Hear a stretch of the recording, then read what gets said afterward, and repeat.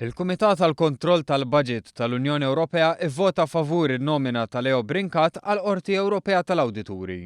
Kien smieħ ta' 3/4 li matulu Leo Brincat wieġeb għal bosta domandi biex ftit tal-ħin wara fil-magħluq 11 il-membru parlamentari vota favur in-nomina tiegħu, 9 kontra u kien hemm ukoll astensjoni.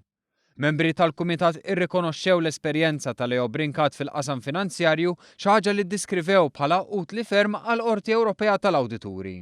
Of course, your CV is impressive. You are a very experienced man. I think that the Court of Auditors will have, if you are elected one very experienced man who will do his best. Waqt ismieħ tiegħu Brincat għadda wkoll xi proposti ta' kif il-Qorti Ewropea tal-Awdituri tista' taħdem aħjar. Brincat qal li l-Qorti Ewropea tal-Awdituri teħtieġ tiftaħ l-orizzonti tagħha. Żied kif irid ikun hemm bidla fl-immaniġġjar tal-fondi Ewropej u għandu jkun hemm sistema fejn kulħadd jista' jibbenefika mill-fondi Ewropej. Brincat semma l-bżonn li jsir simplifikazzjoni tar-rapport tal-Qorti Ewropea.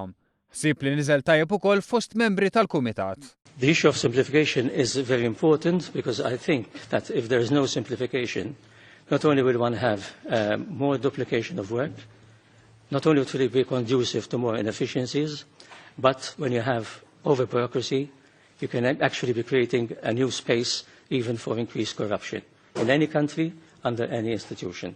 Kif kien mistenni fi smieħ qamet ukoll il-kwistjoni tal-Panama Papers. Kien il-membru tal-Parlament Ewropew mill-Finlandja li jirrappreżenta l-Partit Popolari Ewropew li fih hemm il-Partit Nazzjonalista li qajjem din il-kwistjoni.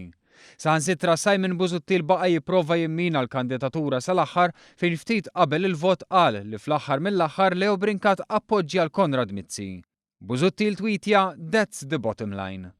Madankollu minnu fih wieġbet waħda mill-membri tal-Kumitat li qalet li din il-kwistjoni ma tistax twaqqaf lil Brincat milli jkun membru tal-Qorti Ewropea għall-Awdituri. Hija faħret ukoll ħidmet Brincat fejn jidħol l-ambjent fl-irwol tiegħu li jokkupa bħala Ministru f'dawn l-aħħar 3 snin. Wara l-approvazzjoni tal-Parlament Ewropew u l-Kunsill tal-Unjoni Ewropea, Leo Brincat se jkun membru tal-Qorti Ewropea tal-Awdituri għas 6 snin li ġejjin.